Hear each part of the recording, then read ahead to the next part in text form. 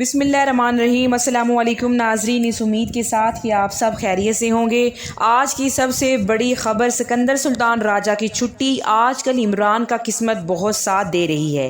कल की वीडियो में मैंने आपको बताया था कि पंजाब स्पीकर के इलेक्शन में तहरीक इंसाफ जीत चुकी है। रात को दूसरी खुशखबरी भी आ गई कि दोस्त मज़ारी को भी हटा दिया गया है। अब तीसरी खुशखबरी सुन लें, लेकिन उससे पहले आप हमारे चैनल को सब्सक्राइब करें, वीडियो को लाइक करें और कमेंट्स बॉक्स में अपनी कीमती राय से ज़रूर आगाह करें। जिस तरह से आसिफ ज़रदारी के नाम की माला जपी जा रही थी कि एक ज़रदारी सब पे भारी, इस किस्म की बहुत सी बातें सुनने में आ रही थीं, लेकिन इन द एंड पाकिस्तान की सियासत में इमरान खान से ज़्यादा कोई भी लकी मैन साबित नहीं हुआ। आज पहला मुकाबला था तहरीक इंसाफ और पीपल्स पार्टी का, लेकिन आप ये सुनकर हैरान होंगे कि ज़रदारी की जमात मैदान से दुम दबाकर भाग निकली। होना तो ये चाहिए था कि वो मुकाबला करते, और मुकाबले में हार जीत तो होती ही रहती है, लेकिन आज पीपल्स पार्टी मैदान छोड़कर भाग निकली। और जो खबर सामने आई वो ये है कि डिप्टी स्पीकर का इलेक्शन होना था और कहा गया था कि कागजात नामजदगी जमा करवाए जाएं। और मैंने आपको बताया था कि तहरीक इंसाफ के MPA कयूम वासिक, जो कि रावलपिंडी से बिलोंग करते हैं, उन्हें डिप्टी स्पीकर के लिए नॉमिनेट कर लिया गया था और उन्होंने कागजात नामजदगी भी जमा करवा लिए थे। पीपल्स पार्टी, नून लीग और उनकी इत्तेहादी पार्टियों ने हैदर अली गिलानी, जो कि यूसुफ रज़ा गिलानी के बेटे हैं, को नामजद किया था और कागजात नामजदगी भी हासिल कर लिए थे, लेकिन उन्होंने जमा नहीं करवाए और पहले ही अपनी हार को तस्लीम कर लिया। और तहरीक इंसाफ के जो डिप्टी हैं वो बिला मुकाबला जीत गए और तहरीक इंसाफ के डिप्टी बिला मुकाबला जीत गए।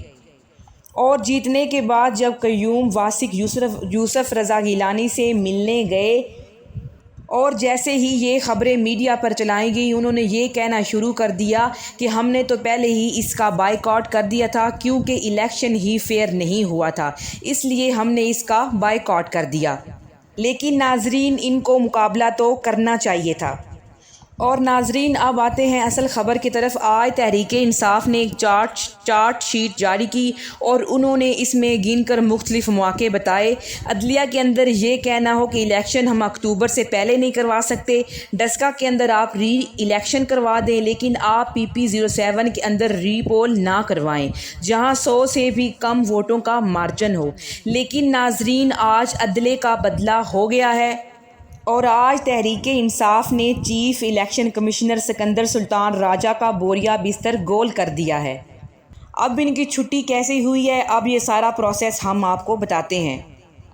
चीफ इलेक्शन कमिश्नर जो होता है उसका दर्जा हाई कोर्ट के जज के बराबर होता है और उसके इख्तियारात हाई कोर्ट के जज की तरह होते हैं और उसको जॉब सिक्योरिटी भी हासिल होती है। और इनको नून लीग और पीपल्स पार्टी का डेलीगेशन जाके मिला और ज़ाब्ता इखलाक ये है कि जब पार्टी का एक केस चल रहा हो और इसके अंदर 2 फ़रीक़ैन मौजूद हों और अगर एक फ़रीक से जज साहब मिल लें तो ये अदालती कानून के ख़िलाफ़ हो जाता है और चीफ़ इलेक्शन कमिश्नर ने इसकी ही खिलाफ वर्जी की है। और इमरान खान ने कहा कि ये कैसे हो सकता है कि हम दोनों फ़रीक़ैन हों और ये साहब जाके दूसरे फ़रीक से मिल लें। इस मामले पर बहस के लिए आज बनी गाला में एक इजलास हुआ, जिसमें उन्होंने अपनी जमात के साथ मिलकर ये फ़ैसला किया कि अब सिकंदर सुल्तान राजा का किस्सा ख़त्म किया जाए, क्योंकि वो पहले ही इन पर अदम एतमाद का इजहार कर चुके हैं। लेकिन दूसरी तरफ सिकंदर सुल्तान राजा, जिनके ऊपर नून लीग का दस्ते शफ़क़त भी हो, वो इस्तीफ़ा कैसे दे सकते हैं। लेकिन तहरीक इंसाफ ने भी कच्ची गोलियां नहीं खेली, क्योंकि इमरान खान ने शहबाज शरीफ के इस्तीफ़े की बात नहीं की और ना ही निगरान सेटअप की बात कर रहे हैं। इसकी वजह क्या है? इसकी वजह यह है कि मुस्लिम लीग नून बुरी तरह से फंस चुकी है और हर आने वाला दिन उनके लिए मज़ीद मुश्किलात पैदा कर रहा है और खान को सपोर्ट कर रहा है। और ये तमाम वजूहात वज़ीर-ए-आज़म हाउस में इमरान खान की वापसी की वजह बन रही हैं, क्योंकि इमरान खान के कंट्रोल में 2 असम्बलियाँ हैं। पहले इन लोगों ने कहा कि आप खैबर पख्तूनख्वा की असम्बली डिज़ोल्व करें, फिर हम इलेक्शन की तरफ जाएंगे, लेकिन इमरान खान ने कहा कि पहले आप सिंध असम्बली डिज़ोल्व करें, फिर हम इसके ऊपर बात करने के लिए तैयार हैं।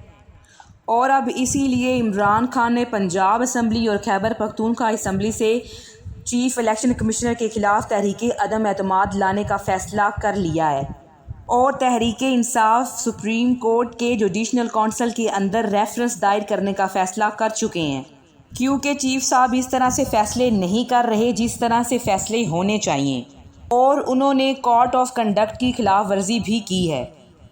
وہ اس طرح سے کہ وہ ایک حکمران اتحاد سے ملے ہیں جو خود اس کیس کے اندر پارٹی ہیں۔ ان کی مشکلات میں دن بدن اضافہ ہو رہا ہے۔ کل آپ نے ججز والا واقعہ دیکھا، انہوں نے کس طرح سے متنازع بہانے بنانے کی کوشش کی، لیکن چیف جسٹس نے 2 گھنٹے کی آڈیو جاری کر کے ان کا کیس اڑا دیا۔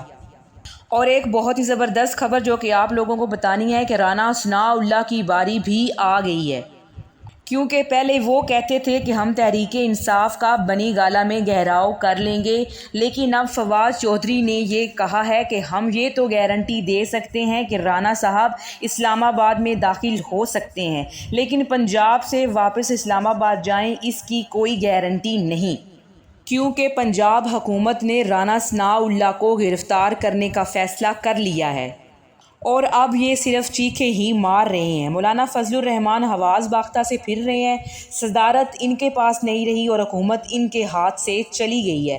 عمران واپس آ رہا ہے اور عوام کا سامنا یہ لوگ کیسے کریں گے؟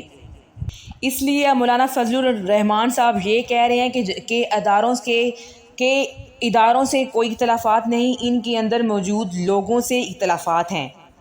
جنرل اور بیوروکریٹس جو ہیں، اگر انہوں نے سیاست میں کام کرنا ہے تو پیچھے بیٹھ کر نہ کریں اور سیاست کے اندر براہ راست آ جائیں۔ ناظرین، اب یہ حواس باختہ ہو چکے ہیں اور گیم ان کے ہاتھ سے سیاسی طور پر نکل چکی ہے۔ اب تک کے لیے اتنا ہی، ملتے ہیں ایک اور نئی ویڈیو کے ساتھ۔ اللہ نگہبان، اللہ نگہبان، اللہ نگہبان، اللہ نگہبان، اللہ نگہبان۔